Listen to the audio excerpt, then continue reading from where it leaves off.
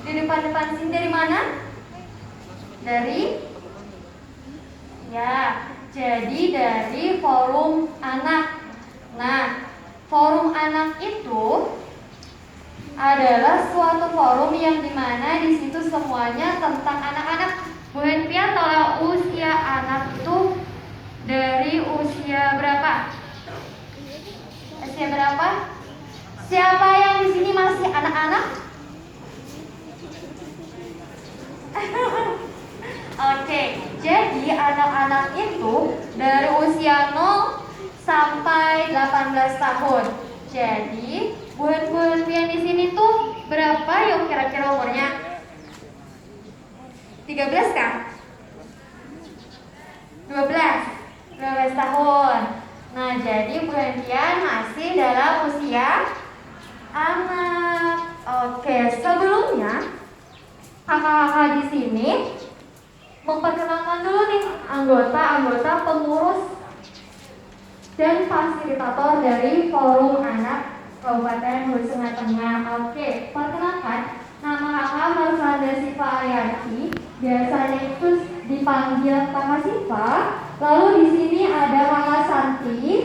Kalau kata kakak memperkenalkan, misalkan Kakak Santi, jawabnya halo Kakak Santi, bisa? Bisa? Harus lebih semangat nih. Hari pertamamu siapa? Oke. Di sini ada Kakak Santi. Halo Kakak Santi. Oke. Selanjutnya di sini ada Kakak Anwar. Halo Kakak Anwar. Masih sepan-sepan kah? Oke, selanjutnya di sini ada Ketua Forum Anak Kabupaten Hulu Sungai Tengah. Nah, yaitu Kakak Dika. Halo Kakak Dika.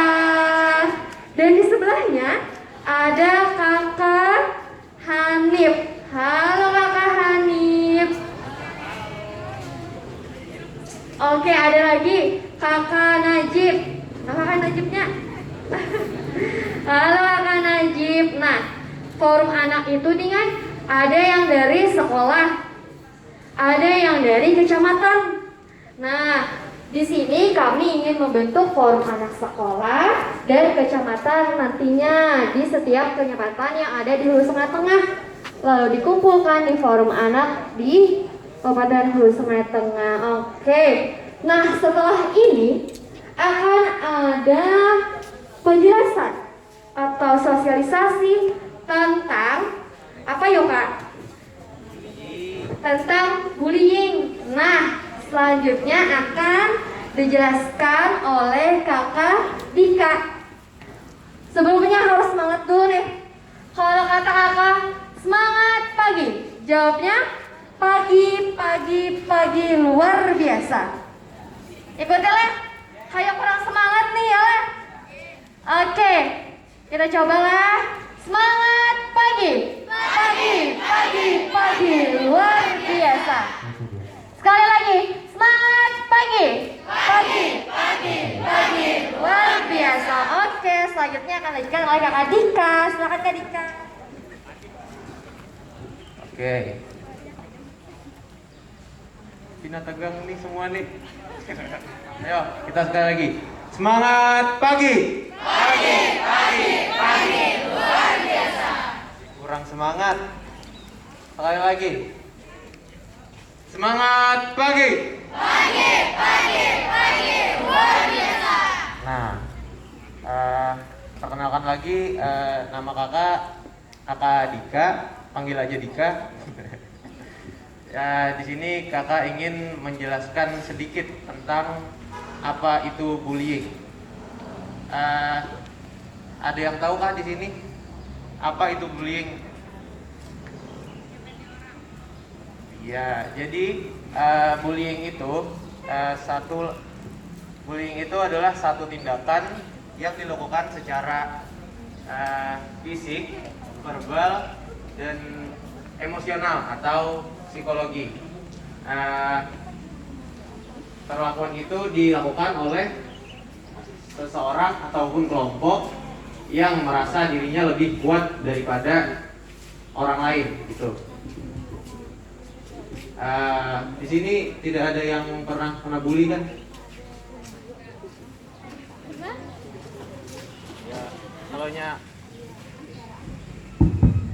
Ya, kalaunya ada yang pernah kena bully, itu bisa dikisahkan atau apa kepada kakak-kakak, kepada kakak-kakak forum anak ini. Soalnya itu adalah tugas dari forum anak untuk menjaga kalian anak-anak dari bullying ataupun semacamnya. Selanjutnya pelaku ataupun peran yang ada di dalam tindak bullying. Di tindakan bullying itu ada 6 peran di dalamnya, yaitu reinforcer, defender, outsider, pelaku bullying, dan asisten bullying. Nah, reinforcer itu adalah orang yang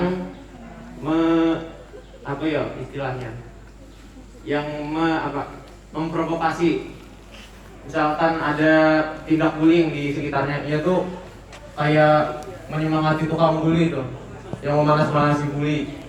Jadi supaya lebih menjadi bullynya. Nah, kalau yang outsider itu malah bodo amat. Misalkan ada bully di sekitarnya, jadinya tuh kayak melihat, tahu ada tindak bullying di sekitarnya, tapi nya bodo amat, gak ada hendak membantu atau apa. Kalau defender itu adalah orang yang ingin membela orang yang dibully, korban bullying. Karena mungkin kawannya yang dibully nya hendak membela, tapi biasanya itu beresiko jadi korban bullying berikutnya. Nah, kalau ya apalagi tadi selain itu ada apa tadi? Reinforcer, defender, outsider, apa lagi? Iya, pelaku bullying. Nah, pelaku bullying itu adalah orang yang membuli. Nah, kalau selanjutnya tadi ada apa? Asisten. Nah, asisten bullying itu tugasnya untuk pasti memperkuat supaya lebih mengintimidasi bullyingnya. Jadi supaya lebih panas ya, rekanan lah sama reinforcer tadi. Nah, selanjutnya ada bentuk bullying. Bentuk bullying ada yang tahu ada berapa? Ada berapa bentuk bullying? Ada yang tahu? Tidak ada.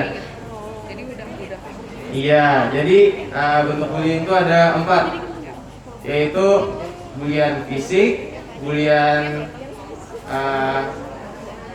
verbal, habis itu sosial, dan juga cyber.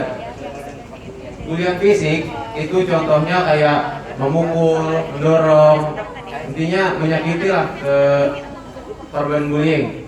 Kalau bulian verbal lewat apa? Bulian verbal? Ya, lewat ucapan kayak mengejek, menghina, intinya menyambeti gitu.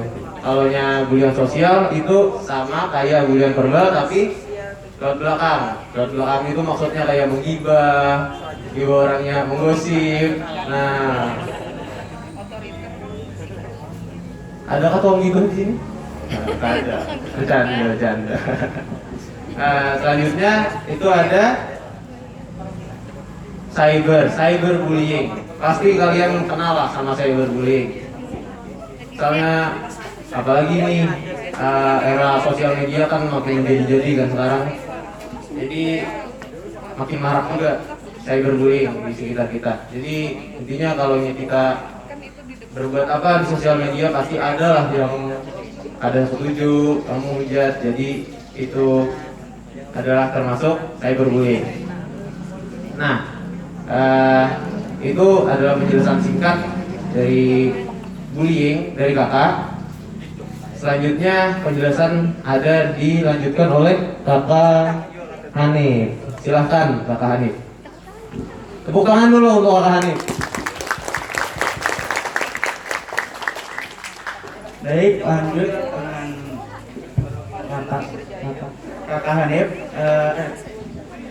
Apa aja sih, tadi kan habis dijelaskan oleh Kakak Dika, sekarang kita mau bahas apa aja sih dampak dari bullying gitu. Nah, apa aja yang berpengaruh atau bisa kita dari bullying itu.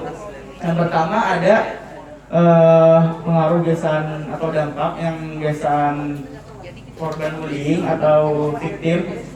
Nah, dari korban bullying itu yang ngajak kita bully, kayaknya ini dari kurang belajar atau kurang teliti mengerjakan tugas, sering membolos, lancar sakit kepala, dari yang sampai itunya stres orang, sering menyendiri karena ada hendak kawan-kawannya atau orang insecure lah karena dari kuliah itu. Nah, habis itu pulang ada dampak dari pelaku bullying atau bullies tadi. Nah, dari yang bullies tadi kayaknya timbul dari sifat kehendak belajar, kehendak membolos, kehendakan atau masuk dalam anak berokok misalnya, narkoba, hanya kayaknya sering menentang orang tua. Nah, itu perilaku dari kita yang ngacak membuli orang. Apalagi yang pernah terjerat yang pidana, tapi kan ada di sini yang atau bisa jaga mungkin. Nah, yang lagian mungkin yang rancang membuli. Selanjutnya ada yang penonton bullying. Penonton bullying itu ya bystander tadi. Nah, bystander itu orang yang tahu itu bullying. Sebagian bullying itu ada dua. Ada yang tahu itu bullying dan berpikir ya itu kayak hendak mempihakan orang yang disambeti. Misalnya ada kawan buan disambeti, ini tuh tahu kada baik. Cuma kada ini misalnya mempihakan, misalnya ada kawan bakal lahi. Pian ini kada ini mempihakan buan yang bakal lahi. Karena buan itu takutan misalnya, bila pian menyuruh, apa bakal lahi, pian jadi tujuan selanjutnya. Nah, itu tadi dari dampak penonton. Kemudian ada juga yang berpikir ada orang bersambetan misalnya binian. Habis itu melihat binian ini pada anak mampihi, pada budaya itu nah yang disambet itu berpikir kayak dasar harus juga ya disambeti. Nah, jadi kada boleh lah itu harus diampihakan gitu. Habis itu lanjut ke konsekuensi dari bullying. Orang yang membuli itu yang pertama terjerat undang-undang masyarakat. Yang kedua dipandang buruk oleh masyarakat. Yang ketiga berpotensi untuk masuk penjara. Jadi bisalah dari bullying itu sampai dicobloskan ke penjara. Yang keempat mendapatkan hukuman kayak layaknya pian tuh kayak orang zolim. Jadi hukuman dari bullying itu kayak pian zolimi orang kayak itu. Nah, setara itulah hukumannya. Yang kelima tuh empat tadi. Dari yang tadi, yang pertama ada undang-undang masyarakat tuh buruk. Yang selanjutnya habis dipandang buruk oleh masyarakat ya tadi kemudian berpotensi untuk masuk penjara. Ya habis itu ada Sipa. Lanjutkan ke Sipa, tepuk tangan untuk Sipa. Oke, masih semangat? Nah, kalau osisnya nih yang menyahut. Oke, masih semangat? Semangat pagi. Pagi luar biasa. Oke, selanjutnya dari dampak orang yang terlibat. Ingat apa sih? Ingat? Nah, lalu di sini ada hak-hak seorang korban yang dibully itu hilang. Contohnya hak untuk berkelangsungan hidup, hak untuk rasa aman, hilangnya hak untuk saling menghormati dan menghargai, lalu hilangnya hak untuk merasa terlindungi dari kekerasan dan diskriminasi. Dan yang terakhir itu hilangnya hak untuk tumbuh dan berkembang. Misalkan nih, Bu Hanpian kan sudah MTS, karena banyak organisasi-organisasi yang bisa Bu Hanpian ikuti. Nah, di situ Pian bisa berkembang. Tapi ada kawan Pian misalkan yang suka membuli Pian di organisasi tersebut. Nah, timbul Pian jadinya ada jadi umpat organisasi itu. Nah, di situ jadi hilangnya hak untuk berkembang. Nah, kayak apa sih Kak cara mengatasinya agar pembulian berkurang atau tidak dibully? Di sini yang pertama, halo. Semangat pagi. Pagi luar biasa. Oke, masih pagi ini harus semangat. Jadi, cara mengatasinya kayak apa Kak? Yang pertama itu, di sini ada forum anak yang siap menerima Bu Hanpian. Curhatan Bu Hanpian, kisah-kisah Bu Hanpian, apapun yang terjadi, misalkan yang seperti kasus pembulian. Nah, di sini forum anak itu sebagai 2P, yaitu pelapor dan pelopor. Nah, Bu Hanpian bisa nih melaporkan kepada forum anak. Misalkan di sekolah sini mudah-mudahan jangan terjadi ada pembulian atau ada kekerasan atau di lingkungan Bu Hanpian, di rumah, di kampung, misalkan di parang-parang rumah tuh bisa Bu Hanpian menceritakan curhat kepada forum anak. Lalu misalkan terjadinya bully di kelas bisa. Terus kakaknya nanti bisa memberikan penyuluhan kepada Bu Hanpian dan taat. Dan yang kedua itu bisa nih minta pengawasan dari ibu bapak yang ada di sekolah. Terus bisa nih berkisah nih kepada guru BK. Kan biasanya ke guru BK lah berkisah ya lah. Bukan, guru BK itu bukan untuk menyidang atau apa, tapi menerima siswanya, membantu siswanya. Jadi bisa bagian menceritakan ke guru BK. Lalu misalkan parah banget nih, bisa bagian melaporkan ke pihak siswa yang terkait. Misalkan ke dinas sosial PPA, kayak gitu. Dan berhati-hatilah dalam menggunakan media sosial karena banyak banget netizen yang luar biasa ketikanya pedasnya dibaca. Nah, hati-hati tuh Bu Hanpian jangan sampai menjadi pembuli, jadi hindarilah itu. Oke, di sini forum anak itu punya program Sok Keren Stop Kekerasan pada Anak. Itu programnya dibentuk pada saat Jambore Forum Anak di Banjarmasin. Jadi upayanya untuk mengurangi kekerasan pada anak-anak di Hulu Sungai Tengah. Nah, seperti itu. Masih semangat? Kayak loyo banget. Setelah ini ada lagi nih dari kakaknya tentang motivasi belajar. Tapi kan sudah ingat ya tentang bullying tadi. Jadi Bu Hanpian bisa men-share apa yang sudah Bu Hanpian dapatkan di sini tentang bully. Jangan sampai terjadi pembulian. Semoga di sini semuanya tidak terjadi pembulian. Oke, selanjutnya dilanjutkan Santi.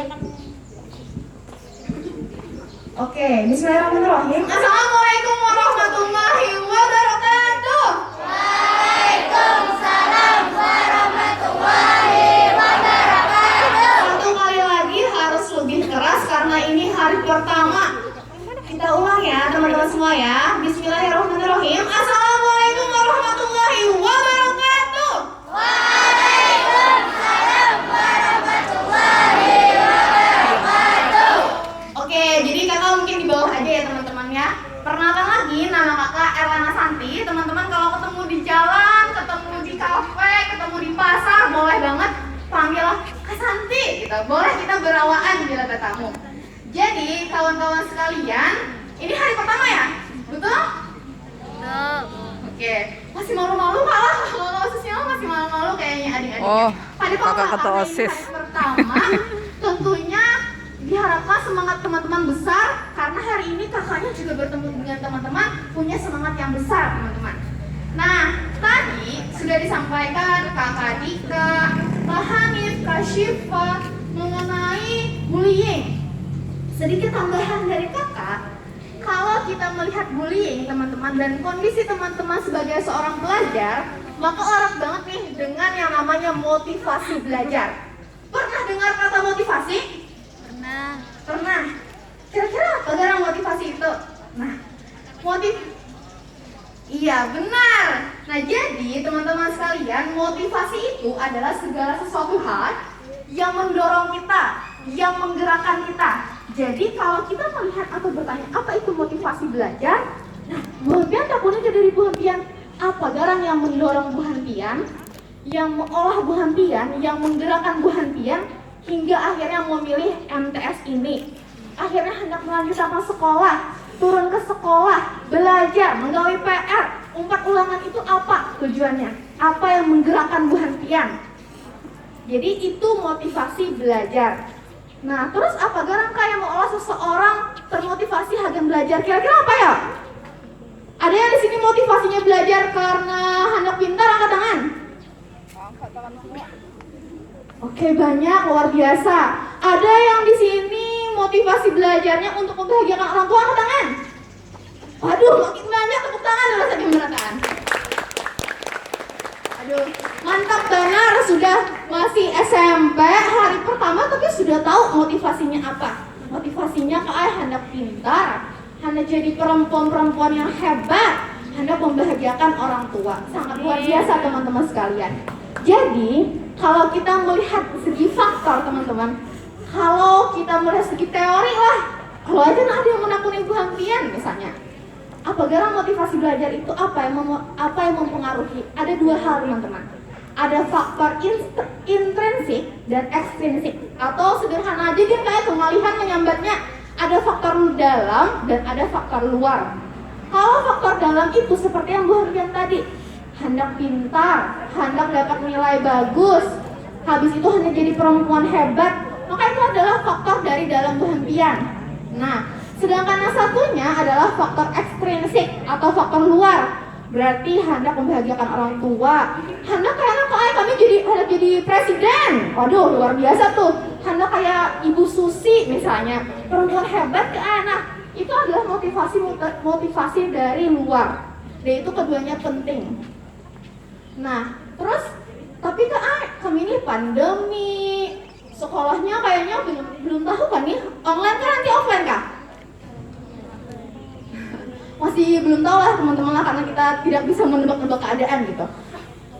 Terus kalau tapi bertemu kawan, jadi motivasinya menurun. Kayak apa sekira motivasinya tetap meningkat teman-teman?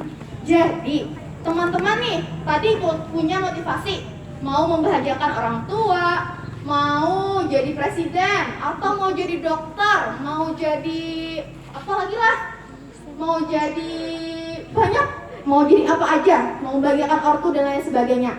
Teman-teman bisa tulis di kertas. Satu, nantinya aku di tahun 2022 aku mau jadi ketua OSIS misalnya. Jadi aku harus pintar nih gitu. Terus di tahun 2023 aku mau jadi atlet yang mewakili Hulu Sungai Tengah di tingkat nasional misalnya. Terus di tahun yang sama juga teman-teman mau dapat beasiswa misalnya kalau ada beasiswa. Jadi teman-teman bisa tulis motivasi atau dorongan teman-teman di sebuah kertas. Nantinya ditulis gitu. Boleh beberapa tahun, gak cuma untuk yang 2 tahun ke depan, boleh sampai 10 tahun ke depan. Ditulis dan ditempel di kamar. Nah, nanti teman-teman sekalian, habis ditulis itu ditempel di kamar, teman-teman nanti bangun tidur bisa lihat, oh, aku ternyata mau jadi dokter lah. Oh, cita-citaku mau jadi polwan lah. Berarti kan ketika bangun tidur teman-teman punya semangat, oke, aku hari ini harus belajar. Mantap. Oke, selain itu teman-teman sekalian, Panji, tahu Panji lah? Komedian namanya Panji, tahu? Tahu. Oke. Ini merupakan kalimat yang paling menurut kakak selalu kakak ingat ketika kakak sedang malas. Panji pernah berkata teman-teman sekalian, bahwasanya mimpi itu sampai kita tua tidak akan pernah mati. Mungkin kita akan mati, tapi mimpi itu tidak akan pernah mati. Kata Panji, mimpi itu akan hadir di masa tua sebagai suatu bentuk penyesalan. Jadi, manfaatkan waktu teman-teman sekarang masih muda, masih sehat ya insya Allah gitu. Masih kuat, masih otaknya itu progresnya sangat baik teman-teman. Masih muda. Jadi pergunakan waktu teman-teman sekalian, tingkatkan motivasi belajarnya sebaik-baiknya. Oke, sepakat? Sepakat. Harus lebih nyaring, sepakat? Sepakat. Mantap. Jadi mungkin itu sedikit mengenai kakak pengantar mengenai motivasi belajar. Kalau ketemu jangan lupa kita berawah. Oke, mantap. Nah, selanjutnya akan dilanjutkan oleh kakak Anwar. Ya, assalamualaikum warahmatullahi wabarakatuh. Waalaikumsalam warahmatullahi wabarakatuh. Jadi kakak sedikit menambahkan tips-tips motivasi belajar yang disampaikan kakak Santi tadi. Jadi yang pertama itu kita langsung misalnya nyusun jadwal. Misalnya hari ini pelajarannya bahasa Indonesia, bahasa Inggris, sama IPA.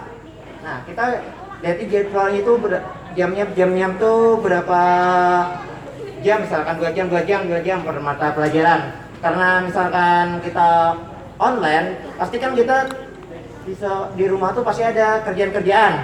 Karena mungkin kan kita tuh belajar aja, pasti kita ada suruhan pas saat kita belajar tuh. Mungkin pada saat pas ulangan harian, bisa saja orang tua kita manggil, "Nak, gini mama ini," misalkan. Pasti kita terganggu kan? Nah, jadi kita bisa menyusun jadwal. Misalnya ulangan tuh kita lihat jam berapa ulangan masuknya sampai jam berapa kelarnya. Terus misalnya kayak kita lihat juga pekerjaan di rumah tuh ada atau enggak. Kalau ada, langsung kita kerjakan apa yang ini supaya jangan kita ada blank dengan pelajaran ulangan tadi. Itu yang pertama. Yang kedua, misalkan dia jenuh dalam belajar, misalkan mencatat aja kita harus merisung guys. Punya pengen nih putar lagu apa kah? Lagu kesukaan dia yang membuat mood pin itu naik. Gitu nah. Jangan males nah kuliah nah. Banyak nah. Kain aja gini ya. Kain aja nah ya. Besok akhirnya kaina dan akhirnya tertumpuk dengan pekerjaan yang lain. Jadi misalkannya biar jenuh, boleh aja istirahat dulu misalnya muyak. Tapi jangan diabaikan lah, misalnya istirahat ya, tapi buka ke WA, ada chattingan dari mana kah?